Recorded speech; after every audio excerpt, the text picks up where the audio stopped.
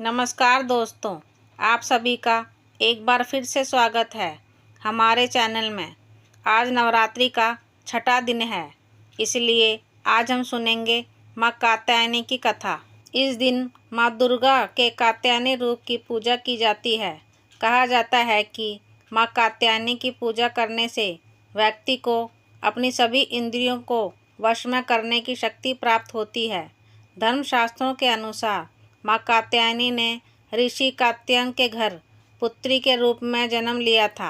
इसी कारण माता का नाम कात्यायनी पड़ा। देवी माँ ने इसी स्वरूप में महिषासुर नाम के दानव का वध किया था, इसलिए माँ कात्यायनी को महिषासुर मर्दनी के नाम से भी जाना जाता है।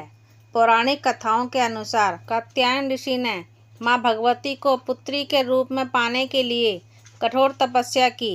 महर्षि की तपस्या से प्रसन्न होकर माँ भगवती ने उन्हें साक्षात दर्शन दिए।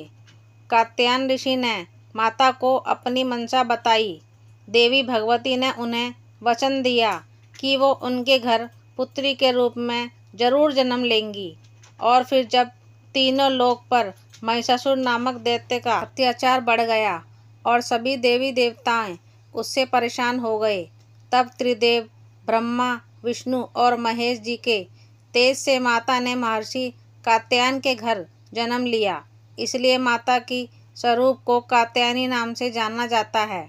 माता के जन्म के बाद कात्यायन ऋषि ने सप्तमी, अष्टमी को और नवमी तीनों दिन तक माँ कात्यायनी की विधिवत पूजा अर्चना की। इसके बाद माँ कात्यायनी ने दशमी के दिन महिषासुर नामक दैत्य का वध करके तीनों लोकों से उनके अत्याचार को खत्म कर दिया। माता कात्यायनी का शरीर सोने की तरह सुनहरा और चमकदार है। यह सिंह की सवारी करती हैं और इनकी 4 भुजाएं हैं। माँ कात्यायनी की एक हाथ में तलवार और दूसरे हाथ में अपना प्रिय पुष्प कमल लिया हुआ है। उनके अन्य 2 हाथ वह मुद्रा और अभय मुद्रा में हैं। माता कात्यायनी की पूजा करने के लिए सुबह जल्दी उठ जाएं और स्नान आदि करके नित्य कर्मों से निवृत्त हो जाएं।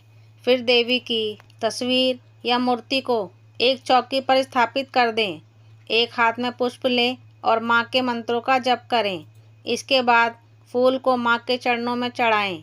देवी को लाल वस्त्र, 3 हल्दी की गांठें, पीले फूल और फल आदि अर्पित करें। माँ कात्यायनी को शहद का भोग लगाएं। इससे माँ कात्यायनी प्रसन्न हो जाती हैं।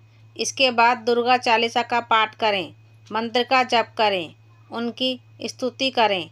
माँ कात्यायनी की स्तुति करने के लिए या मंत्र का जप करें। सच्चे मन से जो कोई भी माता की पूजा अर्चना करता है, उसके जीवन में आने वाली सभी बाधाएं दूर होती हैं। माँ को सुगंधित पुष्प अर्पित करने से शीघ्र विवाह योग बनते हैं और साथ ही प्रेम संबंधी बाधाएं भी दूर हो जाती हैं। तो ये थी माँ कात्यायनी की कथा।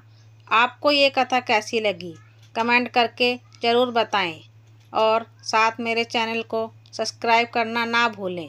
जय माता दी। धन्यवाद।